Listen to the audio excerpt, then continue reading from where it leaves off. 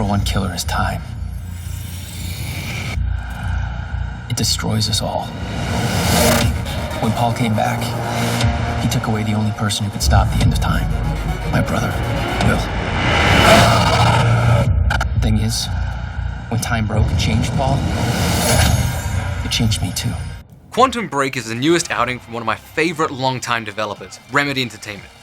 Now, in the most ham-fisted simile ever, Quantum Break is much like quantum physics. Its existence confuses me. Slated as a game-TV show hybrid, Quantum Break is a bizarre chimera on paper alone, but how well does it work in practice? Well, let's start with the premise. Quantum Break pops you in the fashionable shoes of Jack Joyce, part-time Sean Ashmore double and full-time disappointing sibling, whom unwittingly becomes part of a time travel experiment that goes, well, just about as well as you expect. According to the time-honored laws of sci-fi screenwriting, Jack and former childhood friend Littlefinger, or as the game likes to call him Serene, gain the power of time manipulation, and undoubtedly some never-before-seen cancers. But wait, there's more. Time is also broken.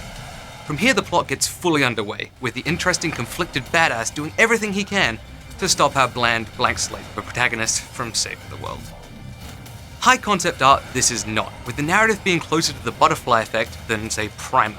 But don't misconstrue that as meaning bad. It's fun in a Sci-Fi Channel original kind of way, with the grunt of the story being conveyed by the 20-minute episodes at the end of chapters, which also just happen to focus on the far more interesting bad guys. Here you have actors like Lance Henrik, Marshall Ullman, and Aidan Gillian just hamming it up, and it's genuinely fun to watch.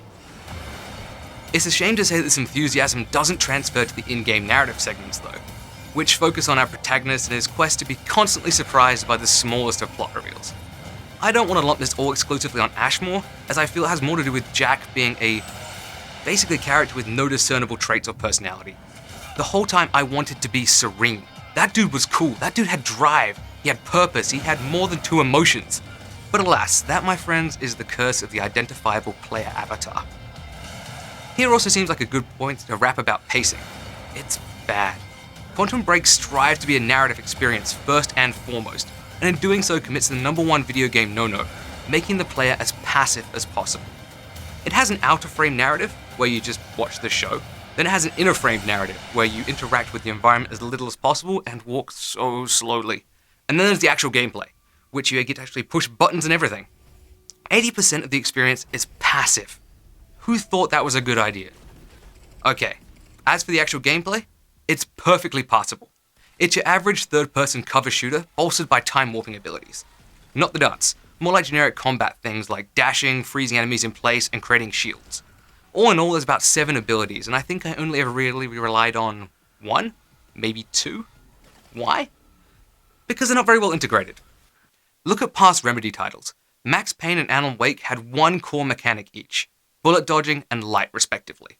They worked these mechanics into the gameplay until it was second nature. You had to use them. You wanted to use them. Quantum Break you can simply shoot your way through. Some specific enemies require you to remember, oh shit, I can mess with time. But other than that, you can just Gears of War it up and shoot until the cows come home.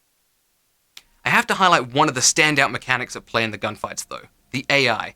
These tricky devils will do everything they can to force you out of cover. Grenades, flanking, hurtful words, it's all used to put you on the back foot and force an offensive engagement. This only became more prevalent when they started using the same bomb-funk freestyler abilities that you have, which force you to manage the combat space that much more. As much as it seems like I've done nothing but rag on Quantum Break, I want to make something unequivocally clear. It's not a bad game. It's fine. Hell, I'd go as far as saying it's good. It's just not amazing, and that's something I've come to expect from Remedy games.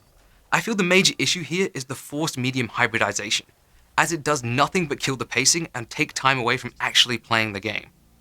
In that sense too, I can't help but feel the show segments would have been better off being released as an in-tandem supplementary viewing thing, much like Halo Forward Unto Dawn was. Regardless, the developers made a bold new move, and for better or worse, it was an admirable endeavor if nothing else. Come with me. We can survive this together. Give me the device. Don't do it, don't! What if you're wrong? No!